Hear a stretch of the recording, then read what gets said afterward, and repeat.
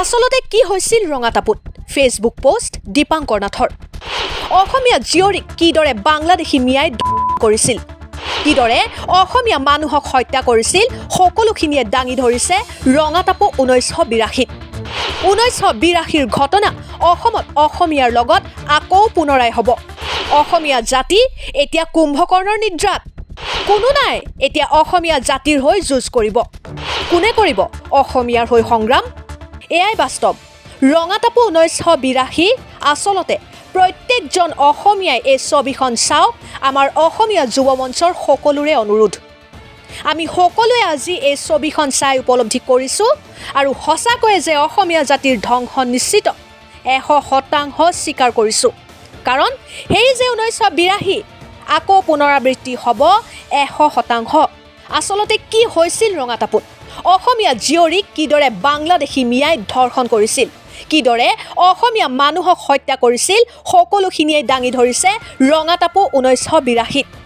আৰু এই ছবিখন চাই সঁচাকৈয়ে এটা কথা নিশ্চিত হলো যে 1982ৰ ঘটনা অসমত অসমীয়াৰ লগত আকৌ পুনৰাই হ'ব সময় নাই অসমীয়া সময় নাই এটা স্বাভিমানী জাতি ধ্বংস যে হ'বলৈ গৈ আছে হেয়া 100% নিশ্চিত মানৰ আক্ৰমণৰ পাছৰে পৰা অসমীয়া জাতিয়ে এখন সংগ্ৰামতো জয়লাভ কৰা নাই বৰঞ্চ নিজস্ব বুলিবলৈ সকলো হেৰুৱাইছে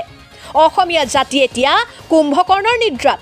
কোনো নাই এতিয়া অসমীয়া জাতিৰ হৈ যুঁজ কৰিব আমি সকলোৱে যদি আত্মকেন্দ্ৰিক স্বাৰ্থপৰ হওঁ তেন্তে কোনে কৰিব অসমীয়াৰ হৈ সংগ্ৰাম আমি প্ৰত্যেকজন অসমীয়া যদি নিজস্বখিনিক লৈ ব্যস্ত তেন্তে সোণৰ অসমখন কোনে ৰক্ষা কৰিব বুলি যে মই প্ৰশ্ন কৰিলোঁ কিয় বুজিব পাৰিছেনে আজি আমাৰ মাজৰে পৰা যোৱা আমাৰ ভাই ককাইহঁত ডাঙৰ মানুহ হ'ল অসম আৰু অসমীয়াক পাহৰিলে সকলো অসমীয়াই সময় থাকোঁতেই বুজি পোৱাটো উচিত নতুবা 1982ৰ সন্মুখীন হ'বলৈ সাজু থাকক অসমীয়া জাতিয়ে কিমান আৰু নিজৰখিনি হেৰুৱাব লাগিব এটা 100 বছৰীয়া জাতিক ৰঙা চকুত দেখুৱাব সাহস কৰা শক্তিক আমি দেখুৱাই দিব নোৱাৰিমনে যে আমি 17 বাৰ মোগল পৰাস্ত কৰা এটা জাতি এই সময় শুই থকাৰ সময় নহয় অসমীয়া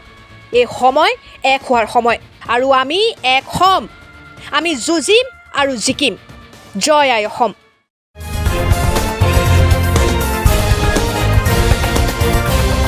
Time Plus 24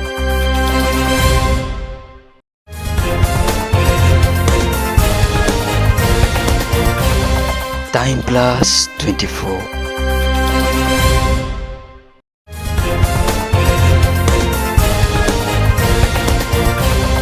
Time Plus 24